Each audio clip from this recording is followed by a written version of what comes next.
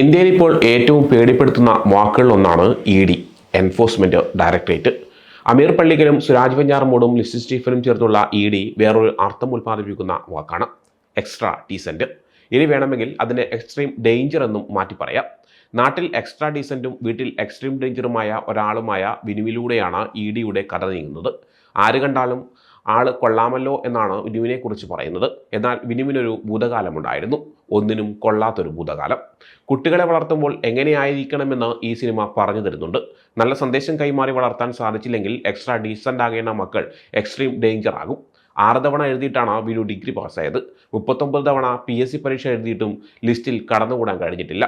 തഹസിൽദാർ അച്ഛൻ്റെയും അധ്യാപിക അമ്മയുടെയും 3 മക്കളിൽ രണ്ടാമൻ ഇങ്ങനെ ആയിപ്പോയതിന് കാരണം അവൻ്റെ അച്ഛൻ തന്നെയായിരുന്നു. തൊട്ടതിനും പിടിച്ചതിനുമെല്ലാം അവനെ ആളുകളുടെ മുന്നിൽ വെച്ച് പോലും കുറ്റപ്പെടുത്തുകയും ശകാരിക്കുകയും ചെയ്യുന്നതായിരുന്നു റിട്ടയേർഡ് തഹസിൽദാരുടെ പ്രധാന പരിപാടി. തന്നെ ഏറെ സ്നേഹിച്ച മൂത്ത സഹോദരൻ ചെറിയ പ്രായത്തിൽ ഒരു അപകടത്തിൽ മരിച്ചതോടെ ഒറ്റപ്പെട്ടു പോയ വിനു യാദൃശ്ചികമായാണ് ഒരു വിവരം അറിയുന്നത്. അതാണ് അവനെ ആകെ മാറ്റിമറിക്കുന്നത്. പ്രായമേറെയായിട്ടും സ്കൂട്ടർ ഓടിക്കാനോ കാർ ഓടിക്കാനോ സമ്മതിക്കാത്ത, വീട്ടിലെ ഒരു കാര്യത്തിനും പരിഗണിച്ചിട്ടില്ലാത്ത അച്ഛനെയും അമ്മയെയും വിനു തൻ്റെ കുരുട്ടുബുദ്ധി ഉപയോഗിച്ച് വരച്ച വരയിൽ നിർത്തുകയാണ്. എന്നാൽ പുറത്തുനിന്ന് നോക്കുന്നവർക്ക് വിനുവിനെ പോലെ ഒരു മകൻ ലഭിച്ച ഭാഗ്യവാന്മാരായ മാതാപിതാക്കളാണ് അവൻ്റെ അച്ഛനമ്മമാർ. ആദ്യ പകുതിയിൽ തമാശയും കഥയുടെ സഞ്ചാരവുമെല്ലാം കാഴ്ചക്കാരെ രസിപ്പിക്കുന്ന വിധത്തിൽ ഒരുക്കി വെക്കാൻ എഴുത്തുകാരൻ ആഷിഫ് കക്കോടിനെ സാധിക്കുന്നുണ്ട്. എന്നാൽ രണ്ടാം പകുതിയിൽ അമിതമായ ആവേശമോ എങ്ങനെയെങ്കിലും പറഞ്ഞു തീർക്കണമെന്ന ത്വരയോ എഴുത്തുകാരനെ വെട്ടിൽ വീഴ്ത്തുന്നുമുണ്ട്. ആദ്യ പകുതിയുടെ രസച്ചരടുകൾ പലതും രണ്ടാം പകുതിയിൽ പൊട്ടിപ്പോകുന്നുണ്ട്. മാത്രമല്ല, പലപ്പോഴായി കണ്ടതോ കേട്ടതോ ആയ കാര്യങ്ങളിലൂടെ ക്ലീഷേ സ്വഭാവത്തിൽ സിനിമ മുമ്പോട്ട് പോവുകയും ചെയ്യുന്നു. അന്ത്യം ഇങ്ങനെ വരുമെന്ന് മാത്രം പ്രേക്ഷകർ കരുതി കാണില്ല.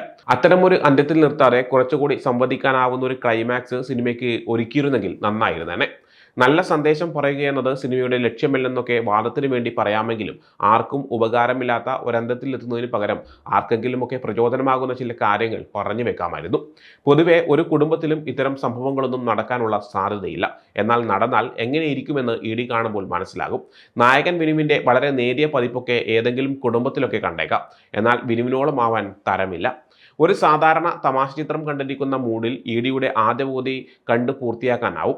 സുരാജ് വെഞ്ഞാറമൂടിൻ്റെയും സുധീർ കരമനയുടെയും പ്രകടനങ്ങളാണ് ഇ.ഡിയിൽ നിറഞ്ഞു നിൽക്കുന്നത്. നായകൻ സുരാജിനേക്കാൾ അച്ഛൻ റിട്ടയേർഡ് തഹസിൽദാറായെത്തിയ സുധീർ കരമനയ്ക്കാണ് മാർക്ക് കൂടുതൽ കൊടുക്കാനാവുക.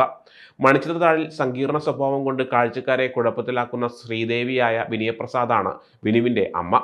ആദ്യ പകുതിയിലും രണ്ടാം പകുതിയിലും 2 തരം സ്വഭാവ സവിശേഷതകളുമായി അമ്മ വരുമ്പോൾ പിടിതരാത്തൊരു പെൺമനസ്സായി അനുഭവപ്പെടും.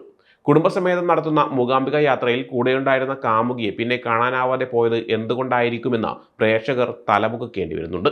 യാത്രയിലെ തന്നെന്നം താളത്തിലാടി മന്ദാരക്കൊമ്പത്തൊരു ഊഞ്ഞാലിലാടി എന്ന ഗാനം അല്പമാണെങ്കിലും 2 തവണയായി കേൾവിക്കാരിലെത്തുമ്പോൾ അക്കാലത്തെ കുട്ടികൾക്ക് ഗൃഹാതുര ഓർമ്മകൾ നൽകും. 1980കളുടെ മധ്യത്തിൽ ബാല്യം അനുഭവിച്ച ചിലരുടെ കുടുംബത്തിലെ വളർത്തുരീതികളോടുള്ള പ്രതികരണമാണ് ഇ.ഡി. എന്ന് വേണമെങ്കിൽ പറയാം. വളരെ സാധാരണമായ രീതിയിലുള്ള ദൃശ്യങ്ങളും എഡിറ്റിങ്ങും സംഗീതവും ഒക്കെയാണ് സിനിമ ആവശ്യപ്പെടുന്നത് എന്നതിനാൽ അവയിലൊന്നും കൂടുതൽ പരീക്ഷണങ്ങൾ നടന്നിട്ടില്ല. ലിസി സ്റ്റീഫന്റെ മാജിക് ഫ്രെയിംസിനോടൊപ്പം സുരാജ് വെഞ്ഞാറമൂടിന്റെ വിലാസിനി സിനിമാസും ചേർന്നാണ് ഇ.ഡി. നിർമ്മിച്ചിരിക്കുന്നത്.